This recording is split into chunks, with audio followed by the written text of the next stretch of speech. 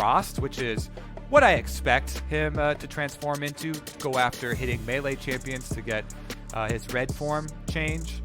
Blue form, really hard to pull off, especially in pro play. And that does give you a lot of tankiness, a lot of survivability. But I personally, since I've been spamming Fiddlesticks, would have loved that one and got completely baited with the hover over. Just think it also goes so well with, Kalista hard initiations and stuff, but that's not the world we're living in, Phreak. Yep. It's okay. Shout out Pabu, the first Fiddlesticks player in a Worlds qualifying league. So he will always have first credit on that one. Fiddle, my very first main in League of Legends, so soft spot for that champion for me. Regardless, the lock-ins are there. Mordekaiser in the top lane here for Team Liquid should have very good interactions into a Taric composition. If you can ult him before the fight starts or early enough, he can't give his teammate invulnerability, and you just solo an armor stacking Taric on a magic damage champion, that's going to feel really good, and that pick is pretty useless. Yeah, and I always love trying to think intelligently about breaking compositions with Mordekaiser, because you get your 1v1, but more importantly, you break synergies of the enemy team. Like the Yuumi grabbing one where you can, pop her off, or not letting the, Kalista and Taric work together. Any sort of synergy that you can break there too, it really adds extra value to the pick, in addition to it being a strong 1v1 top laner. Yeah, definitely strong overall. So I feel like as we got sort of time to fill here before we actually start the game, as we broadcast the games on a delay for everything, it still feels like we've got a very sort of obvious team fight composition here on the Team Liquid side. Tactical is set up with a ton of supporting cast members. The bot lane, it's going to be interesting, right? Because Kalista outlanes Aphelios, but Bard outlanes Taric. And so this 2-on-2 is sort of a little bit volatile, where all the nerfs to Aphelios over the course of time, they finally drop him from the #1 spot in pro play for the first time since he's been really released to the world. They have been consistently to his early game output. His early game healing is worse, his early game spell damage is lower, but level 13 onwards, he's the exact same champion he's been since almost forever. So, the weakness is there in the early game, and Kalista is poised to defeat it, but CoreJJ on Bard is going to do so much to kind of temper that. Yeah, that's why I got so excited for that pickup. Because it really does add the extra dynamic to this lane. And, of course, should be able to get off consistent harassment anytime you do have Biofrost stepping up as well. So I'm really excited to see what he can do with this pick. And if CoreJJ gets off some of those really impactful Bard roams, one of my biggest loves is when I'm a jungler and I have a Bard on my team, getting some of those jungle invades, help with getting the vision, help with getting mid lane ganks off, that type of stuff. Even a Bard, just as soon as you're level 6 and trying to lend a tempered fate, even if you don't fully commit to a lane, can have very big and real impacts. And CoreJJ is one of our support players that has been highlighted over the years so many times for a lot of those types of big plays. Yeah, definitely going to be one to watch for. Of course, the other sides of the map, right? You've got, Spica, who's got, he's got the Kayn in there, which is really exciting. I mean, Kayn, it used to be an LPL only champion earlier in the year, and it was one that people were like, "Are you sure you want to play this one?" But I think it's actually a decent time to talk a little bit more at length about the jungle changes, right? Where in 10.8, late game jungle camps are worth more experience than before, and that can change player behavior as well as champion choices and how they play those out in the game. Yeah, and Kayn is very good at farming because of the Q that I mentioned. Like the Q buff is the single biggest buff that Kayn has gotten in so long, and it actually prompted that pullback little nerf that they did to Ross, like we were talking about. That is always going to be true, that his farming is better now, and like you're saying, it's in a world where that is good. Plus, if you're intelligent about getting the correct color orbs, trying to get your red orbs so you can get your transformation to have your CC for your knockup with your W, have all of this extra tankiness from the healing that you're going to get, then you become a very, very big factor in the team fights for your team. And it's this weird power spike that not a lot of other junglers have when Kayn gets the transformation. I kind of like how that changes the game and changes your choices and what lanes you're trying to go to as well. Yeah, I'm a big fan of that one. So yeah, to just kind of recap what happens, as you're saying, sort of the early game jungling is very, very good. the typical Kayn build is 3 points Q, and then you go max the W. So the first 13 levels, he's actually got a better cooldown on Q than he would have pre-buff. Obviously, that's all very, very relevant. And the big thing to really look at is in those later levels, though, from about minute 15 onwards, when the jungler's about level 9, and then for the rest of the game, these camps are worth more experience. And what's interesting is normally about 50 minutes on into the game is when the junglers really need to play more around their team. It's when more of the objectives are up, right? Baron spawns at 20. The turret plates have just dropped. They're now really fragile and easy to kill. It's when you start, trying to knock things down. But that's also when you have the most incentive to gain experience, because now these camps are worth more. You're getting 50 more XP per clear. It's a, reasonably substantial amount of your experience budget. And it's pulled some players towards, well, but I really want to get to Krugs because that's like 18 more XP than before, and that's relevant to my interests. And it's even just opened some more players' eyes. Even though the buffs aren't till the average level 9, I've seen more players in the early game being like, oh yeah, I forgot a little bit about how good efficient farming is. And so that's why I really like the opening game from Cloud9, as we've got some more time here to talk, where Blabber, he did play the Olaf aggressively and was able to also keep up hard farming these camps. So that's why we always talk about pathing and efficiently being able to plan out your next few moves. All right, we're into the game. Forget that history lesson. Be efficient as a jungler, though. Time is money. That's all you have to remember. Always be killing something or placing wards. Hey, Broken Blade bringing the Royal Youth emote, his old team back in Turkey. I love it. Bringing it over, bringing the swag into the LCS here. Has been a good top laner in his time on TSM so far, and one that is worth putting pressure onto. And again, it's my biggest question on TSM is how often does TSM play around top side versus around bottom side? Because Spica, realistically, as you're talking about efficient jungle pathing, honestly can't do both well. You can do both to a mediocre level, or you can do one of those lanes very, very well. And I want to see which one it's going to be, because both DoubleLift and Broken Blade are worthy and really want to get a lot of jungle attention. And so that is a question for me. It's my number one question of TSM this split, is how that shakes out. The other question, of course, on TL is how well does Coach Jat turn Team Liquid around? 7-11 in the spring split was not a score line that a 4-time back-to-back champion is supposed to get. And the end result is a new head coach and a new AD carry, and Tactical taking over the reins down there as the wolves spawn, and Speaks have no problem knocking those down. Yeah, we can even talk a little bit more about orb generation on Kayn, because they've done so many little tweaks to it, and it's a little bit hidden knowledge from a lot of players. And so they've done a lot of little feel-good things, like you being able to build up this kind of extra orb generation if you haven't gone to hit a champion in a while. So it's ended up being a lot of players do this thing where, they farm a bit, then once it builds up a little, you want to go at least touch someone. And usually you want to touch a melee champion, because usually people are looking for the red form. And then kind of balance it out, go do what you need to do, keep up with your efficiency, and kind of balance that little bit of an extra objective. But I like that. Immediately, camera down to bottom lane, Phreak. Yep, they're battling back and forth. Level 2 goes to the TSM side. CoreJJ did go Relic Shield, but end of the day, the threat of Kalista Taric hitting you means he, doesn't really get infinite time to auto-attack the minions. TSM gets the early push, almost perfect CS in the first 2 waves, but it's not going to turn into an all-in. With the red gun, the sustain on Aphelios is just absolutely absurd. The poke doesn't tend to matter. That stun's not going to mean too much. Core's reasonably safe. Obviously has the mana to put down some healing pads, and the level 2 for the bot lane on both sides is not much of an issue. TSM being able to take that brush control as well. Get a little harassment down there. Guardian proc. Deny some of the extra damage, but it looks like it will be a push-in, and we do have Trundle down on the bottom half of the map. So it should be split Scuttle Crabs as well. For Tactical and CoreJJ, they can rely on Broxah to get that protection for them on this half of the map. Because as we were saying in the intro, DoubleLift is kind of a team warping and game warping player, which causes a lot more focus down towards that side of the map. So they'll be happy to get to that bottom Scuttle Crab for themselves as they look at their old teammate. Well, nearly the stun landed there from Bjergsen, putting some damage on towards Jensen, but overall going to be okay. Broxah wants to head down to the bottom side. This is a fairly standard Trundle path and also has gotten around the ward. So here comes CoreJJ walking forward. TSM knows to be afraid. This kind of bleeds a bit of info that Trundle might be down there. Well, going to knock down the ward. Can't quite get it, so that brush is controlled. Not anymore, though.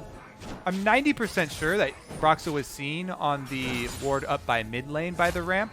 That died a little bit after he passed. So I'm pretty sure there was, you know, just the bottom lane of TSM seeing that transition on the minimap and then utilizing that information. So good job by them and good job by the communication of the team. Broxah, I know specifically, was like, hey, DoubleLift, you know, good luck today. Hope you meet me in the bottom lane soon. Top side, though, he's made a switch. Big fight. Brock's still going very, very slowly, right? He's not coming forward to land a pillar. He's not doing much. He's there to make sure there's no kind of dive from Spica. There isn't. He's going to walk on his ward, though, and knock it down. Is spending some time up here, though, right? This is about, you know, 20 seconds or so used. That was not on Krugs, was not on Raptors. Not saying it's wrong by any means. Covering your laners is obviously very valuable. Broxah, obviously a very, very smart player, but that is how he chose to spend his time. Now up to this one. Flash, though, used by Tactical. Sorry, our other side. I see TL, and I'm like, wait, where's DoubleLift? And I'm just wrong, but Tactical doesn't flash away from what would have been a Biofrost flash stun as they try to summon us down there. The Spica gank doesn't amount to much more than just that, but it is now a flashless Aphelios, which is a gank target. Yeah, and honestly, a flash burned on the Aphelios is very valuable here for this team. I want to note something that even though Team Liquid had the Scuttle Crab, because Kayn is so mobile in the ganks, Spica was able to go over the back of the Dragon Pit and then even use the Q to jump over the little nub of that wall to avoid the vision on the Scuttle Crab. Still did get seen by the ward when he was a little bit closer, but that extra little distance allowed them to threaten Tactical that much quicker and actually burn the flash rather than them backing off instantly. You know, Speaking of small advantages, I got to point out what Core's doing right here. He's stopping the recalls.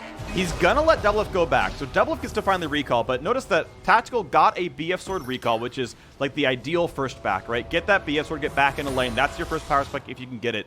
CoreJJ stopped DoubleLift's first recall, and he stopped Biofrost's second recall. He spent his time to try to prevent that bot lane from being interesting on the TSM side. So this actually gives more time than normal for Tactical and co to get some pressure down here. They're not going to get too much poke down, but it is going to delay some of DoubleLift's farm. Okay, Scribe's Bloom also used here over the Dragon, and they will finish off any of that extra vision that TSM was able to leave behind, since Tactical is on the BF Sword and CoreJJ pushing up with him. They feel safe with this. Mid lane looks about 50-50, and Spica's on the way for a possible contest here. No, it's not in the pit anymore. Goes to the wall, sees what's happening. Smite is up on both sides. Level 5 for both junglers here as well. Is the fight going to break out? Almost in Smite range. He can't go in anymore. Easy Smite picked up, and here comes the engage. A knockback. Bjergsen's not going to get away, or not going to get killed as he flashes away. Right, he gets 2 flashes there. Biofrost now in a lot of danger. He had flashed to attack the Aphelios. No way out. First blood comes through. Another TSM player comes out for CoreJJ. His second, as DoubleLift is rooted, and No also has to flash out. Spica on the chase. Broxah could be a target. Bjergsen has his ulti, has the chance at a stun. Big damage on Tactical, but he stays alive. Gets the root back into Bjergsen. The slow comes through for CoreJJ. There's the teleport. Impact says mid-die and picks up that one. Now Broken Blade is running around, but he's going to do his very best to kite. Death Realm finally winds down, gets pulled right back into the squad. They cannot kill him, though. He's able to slink back to his turret. But look at that. Team Liquid up 1,500 gold. And Broxah with the force on the Dragon, having the extra push from the bottom lane there with Tactical and CoreJJ, you know, interrupting the backs, keeping the minion waves pushed up. They got a little bit of extra time to go burn that Dragon down. Broxah's able to heal so much off of smiting and executing this Dragon because Trundle heals that percentage of health of things that die around him. So that gives Jensen the prompt to go in. He gets double flashes. Spica and Bjergsen get burned, and then CoreJJ's Bard. Magical journey right on over to DoubleLift's new support, and they're able to take him down. Broxah then able to get out with the extra speed and flash here. And as you know, Bjergsen then overcommits on it, trying to take down Tactical because they know that he has no flash, but he has the heal to survive the Syndra burst. And since Impact is able to teleport in right after the snare from Tactical lands. That is going to be an extra kill given over to Team Liquid.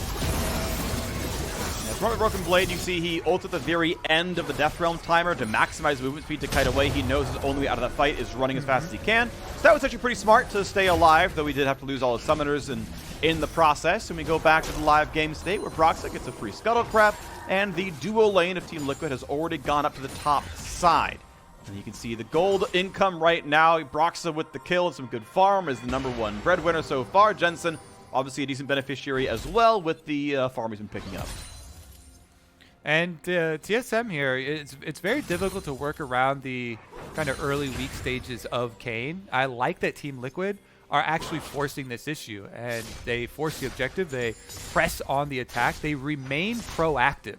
This is one of the things that I heard Broxah talking about to Emily Rand in one of her interviews in review from Spring. Well, let's get a little action first. Yeah, it's a good stun. Ult is available, so they cannot guarantee the kill in the Biofrost, so instead DoubleLift is the target, but the root is not available. Tempered Fate is, though. Broxah can't part of this fight. They'll have some slows. The ulti comes in to guarantee it. CoreJJ gets kill credit and goes right back over to his team to make sure that the enraged version, the Rifttail, can be theirs as well.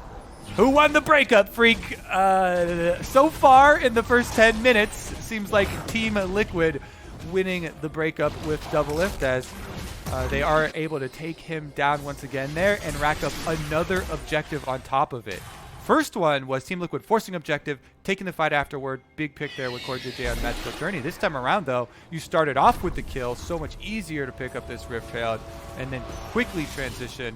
And there was some more turret plates here. Tactical and CoreJJ just mining that gold away right off the turret.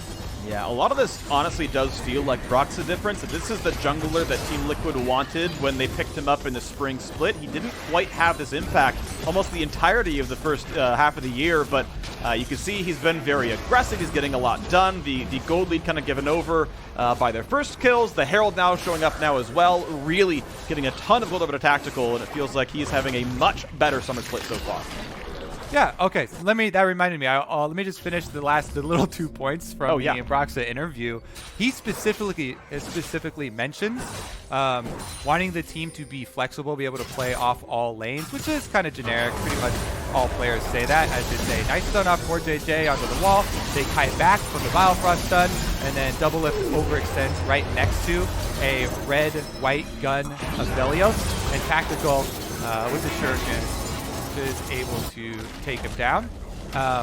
But the other thing that he also mentioned is Broxah, when looking back at Spring, he kept on seeing points in their games in his review of why are we not taking this fight? Why are we being so safe? Why are we not being proactive in our attack? And even looking at his own play. So happy to see here that this self-reflection has been realized in game already, and they're making a lot of moves. That being said, TSM now pushing back, getting some turret plays of their own. All right, Spica now in this fight. Great stun into Impact, who is alone in a 1 versus almost 3, but seemingly not a lot of threat out of him, so he's going to be just fine knocking these down. Broxah getting some alone time in the bottom side, though. Aphelios solo push against this Aatrox with an equal level situation. Going to get a no-problem Mountain Drake pickup. Impact probably going to turn as best he can. Obviously is bleeding some plates to have been taken down up there already. But Broxah will finally cement this advantage, and that is 2 Drakes in for Team Liquid. Yeah, it's a dream scenario for Trundles to be able to play a lot of PvE early, just whacking away at some of these dragons, these neutral objectives. And he's also had a very good impact on the ganks that a lot of these plays have been set up by the utility from CoreJJ's Bard. So really good use of these champions that Team Liquid were able to draft and kind of playing to their strengths. Meanwhile, there's CoreJJ roaming down to bottom side while TSM are setting up a play mid.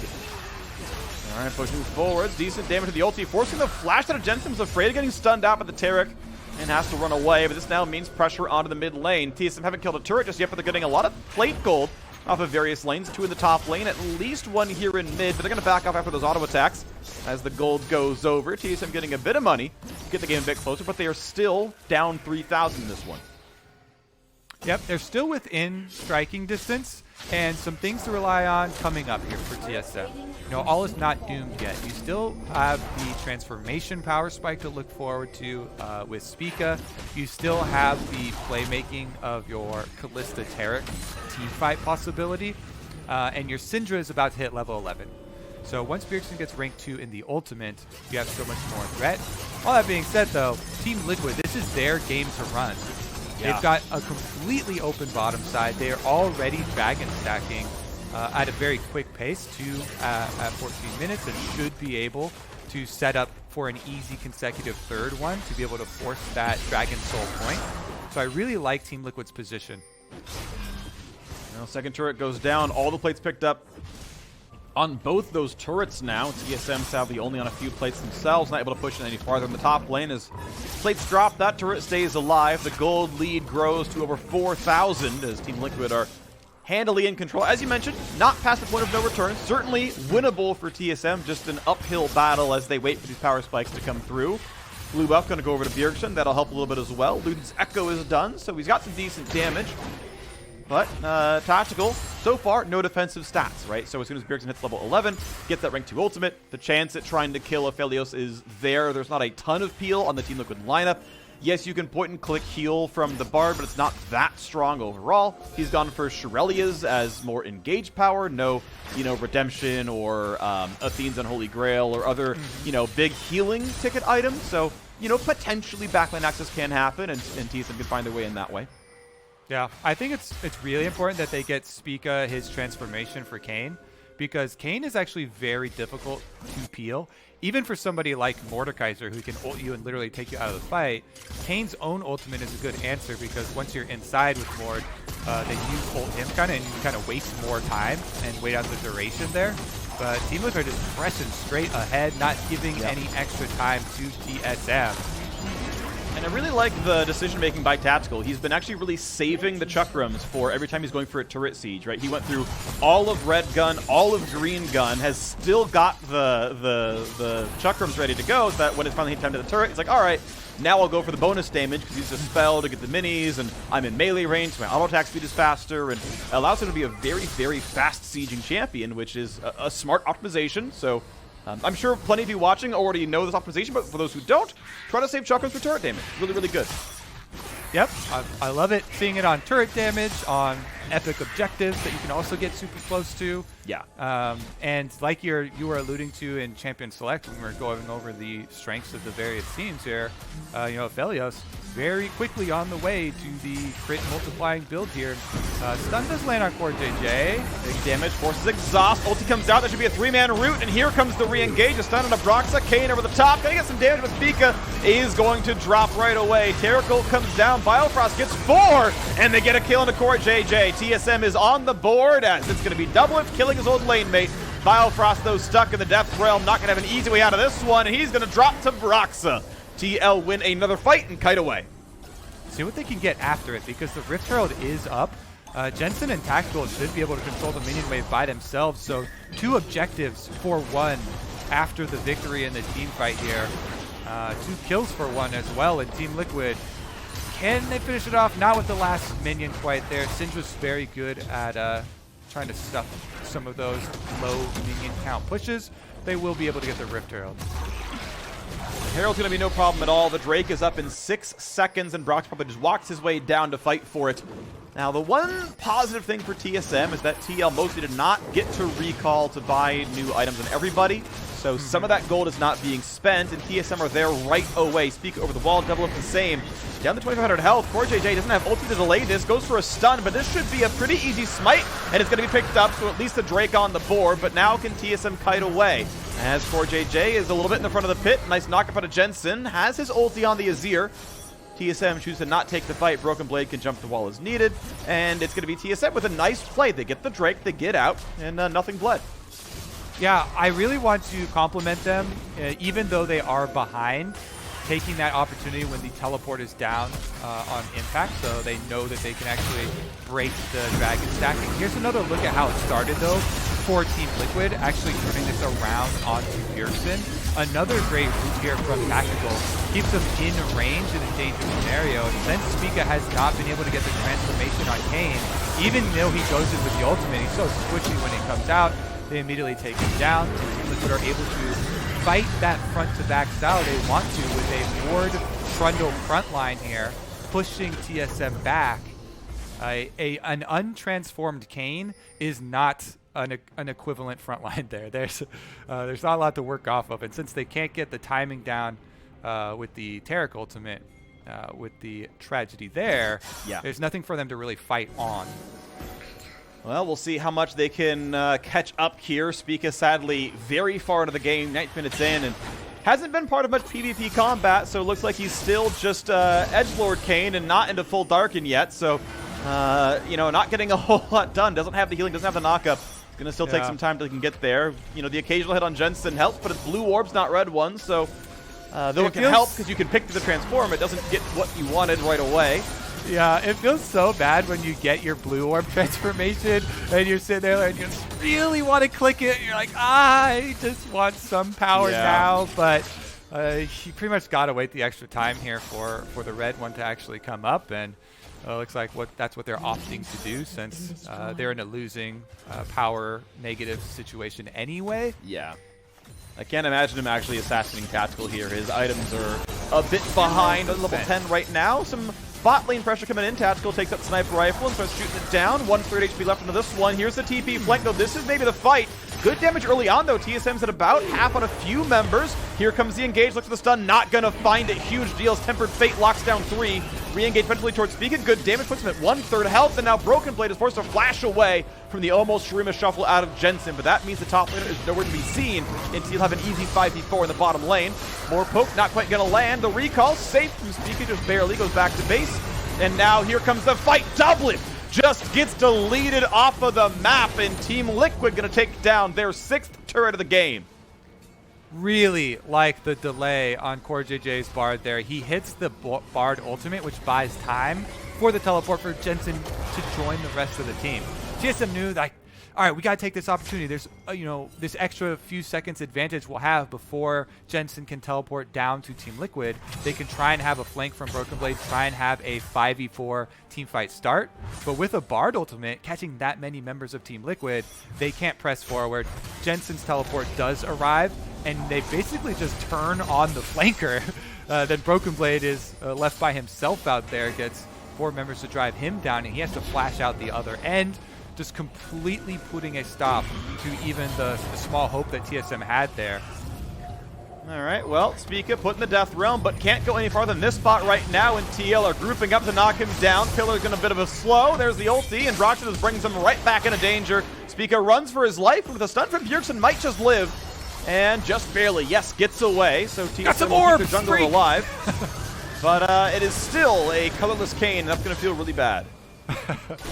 You got some extra orbs out of that one, but Team Liquid might get some extra purple out of that one as he's so low he actually can't afford to go back. Team Liquid will start this Baron up. They've got everything in their favor, forcing TSM to come to them. Yeah, good luck with this one. I guess the steal is possible. It's going to get picked up, though. That's Baron Nashor slain. And, ooh, that is already Kayn dropping. Spica wanted to steal, could not do so. It's time to run away. DoubleLift flashing over the wall. Then he flashed over 6 minutes ago. And already Tactical is here to kill his old teammate. Says, I'm in the starting roster now. Enjoy picking up more losses, buddy, as Biofrost is running for his life. But here it comes. The chase is in, the slow is landed, and there's not a lot you can do. Another kill picked up here for Jensen. Team Liquid absolutely crushing this game. A stun and impact will keep Bjergsen alive for a few more moments, but TSM's base might not suffer the same fate, as this is going to be it getting pressured right now. The wave's coming into the mid lane. Yep, with Baron buff, I bet they just lay devastation here to the TSM structures. Looks like they're already sending Impact over to start up the Dragon to pick up where they left off, since TSM did slip in to break the Dragon stacking, stealing away that Cloud Drake off of the reset. It is going to mean that there is a possible Dragon Soul coming up later for Team Liquid if they're unable to finish this one off. They still have almost 2 minutes left with Baron buff for another push here, even after Impact is able to finish the Dragon and get his recall. All right, got a couple of angry cat faces. Maybe for Kobe one day, just sadly not today. Ah! Yeah! Quick recall comes through, and Yeah, Team Liquid have almost everything they could ever need to win this game. The spikes come through. Phantom Dancer in for Tactical ensures that he's going to stay even safer against backline damage, and this is going to feel really comfortable. Hot topic, Phreak. Tactical here, doing really well for Team Liquid, as is the entire team. And they seem to be faring just fine after the star player's departure. Now with the Bard ultimate hitting Broken Blade, see if they can get the pick. They get some damage. They get almost a slow. They force him to hop the ulti, which is not the worst thing ever. And with him not able to fight, they're going to knock down the bottom inhibitor turret. That one is gone. The inhibit itself likely not to be defended. Some poke, though, not bad. Broxah chunked a little bit, but still not going to stop the siege. Inhibitor falls. All right, 2 inhibitors down. Baron buff up for another wave and a half here, as they can try and rotate up to join Impact. Jensen going to finish off that last minion wave, and then all you have to do, sweep everybody up close to these Nexus turrets, keep the buff on the minions, and they will do a lot of work for you. Gosh, Spica just cannot do anything. He's finally a red Kayn, but his health bar is as red. It's time to run away. Biofrost gets the shield, and it's not going to be enough. Tactical, unstoppable. Another kill to come through easily. There's the double over there. Impact has to kite away a little bit, but the turrets are falling all the same. TSM in under 25 minutes are about to lose their base. Team Liquid pushing in aggressively. What kind of team do you want to be? A winning one, and you have to believe as they knock down all these kills. One finally on the board for Kayn. A bit of vengeance there, but in 25 minutes flat, the Nexus falls, and Team Liquid are back to taking names. 25 minutes, Phreak. Yeah. We had 2 very strong victories here, back-to-back. This one, not quite a perfect game, but Team Liquid with a vice grip on that game. Since the very beginning, that first Dragon Force by Broxah, did get decently low during it, but with the extra timing, with the pushing of their bottom lane, they decisively pick up the objectives. They chase down the kills afterwards, and this team looking very focused. Yeah, they really are. And this ended up being a game that was certainly teamwork-based, to be clear. On a KDA scale, it was Tactical who was the highest when they were sieging the bottom lane. Probably throughout the rest of the game, but I wasn't completely certain. 100% kill participation, 0 deaths. He was a flawless Aphelios as far as I am concerned. You give him a pass for being down CS. You're against Kalista. That is expected on the matchup. Tactical, so far, 2 thumbs up for you down here. And TL, so far, with the new lineup, with the new coach, are looking like a very good team. Looking like what you expected at the start of the year with Broxah. Yeah, honestly, I thought it was really cool, hearing him speak about what he wants to do, and then you see them realize that on the Rift. Always definitely some inspiring stuff. Excited to see where these 2 teams go, as all the teams, coming out of summer are putting a lot of what they've tested in the off season into practice here, and you try and get some real data back, in the actual competitive environment. All right, well, so far, so good for Team Liquid. We're going to step away for a break. We'll be back with more after that.